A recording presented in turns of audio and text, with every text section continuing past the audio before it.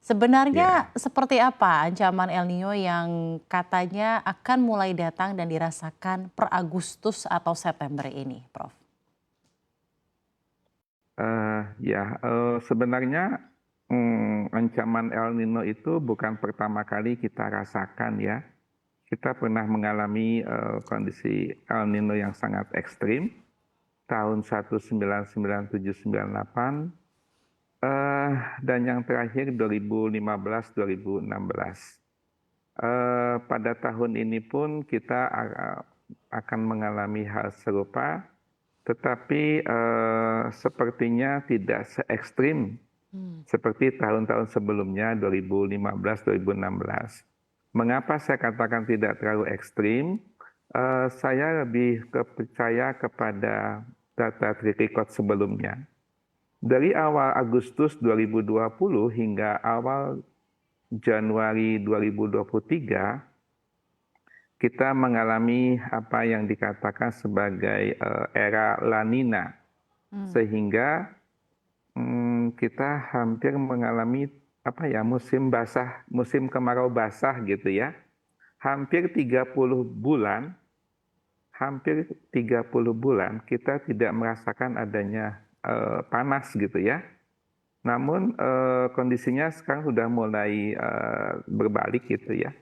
Di mana awal Mei kondisinya sudah mencapai netral dan di awal Juni muncullah apa yang disebut sebagai El Nino begitu.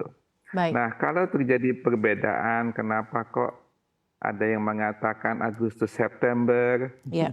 sementara saya memprediksi oh adanya September Oktober, ya sebenarnya agak susah juga ya untuk memastikan kapan puncaknya. Hmm. Tetapi basis saya adalah saya menggunakan kapan sih kira-kira suhu muka laut yang ada di Lautan Pasifik bagian tengah itu mencapai puncaknya. Hmm.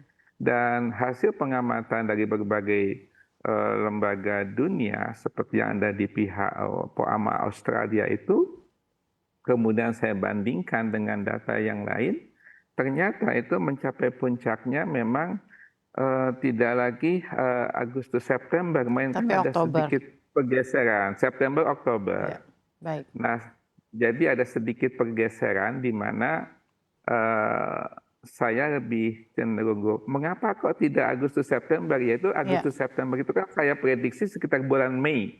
ya, Jadi baik. 5 bulan, 4 bulan yang lalu. Tapi kondisi terkini itu tidak mengatakan Baik. seperti itu. Baik, Prof Edi, terima kasih banyak. Informasi ini cukup mencerahkan ya, Prof ya. Jadi memang ekspektasinya Ya, September Oktober ini dan juga seperti yang tadi Prof Edi sampaikan, perlu kita khawatir namun tidak akan se ekstrim yang terjadi pada tahun 2015 dan 2016. Bisa dijabarkan lebih ya, lanjut mengenai hal tersebut, ekstremitas dari El Nino yang akan ya. diekspektasikan akan dirasakan di September Oktober ini, apakah Oke. kita harus khawatir sebagai warga negara Indonesia dan bagaimana sebenarnya kesiapan Indonesia menghadapi ekspektasi El Nino September Oktober ini, Prof?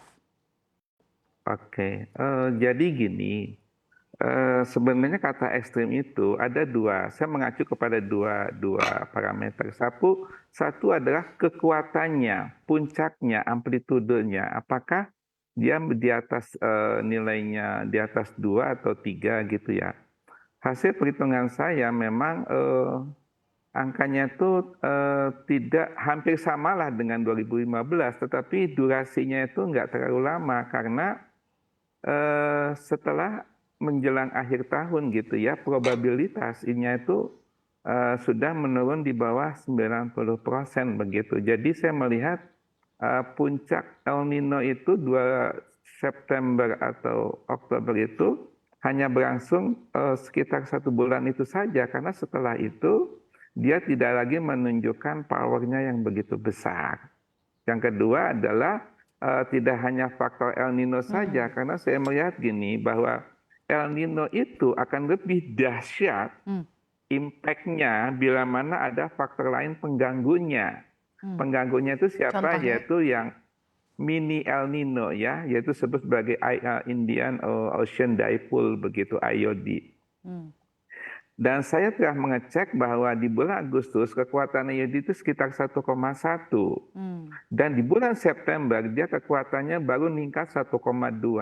Dia stabil di bulan Oktober 1,2, tetapi setelah memasuki November dia kembali menjadi 1,1. Artinya Ya, IOD tidak lagi mendukung untuk El Nino, alhasil bahwa ya kekuatan El Nino sudah mulai baik. mereda. Sekaligus juga nanti di awal tahun kan tidak hanya El Nino tetapi monsun Asia juga sudah mulai Ya, datang ke kawasan kita begitu. monsun Asia.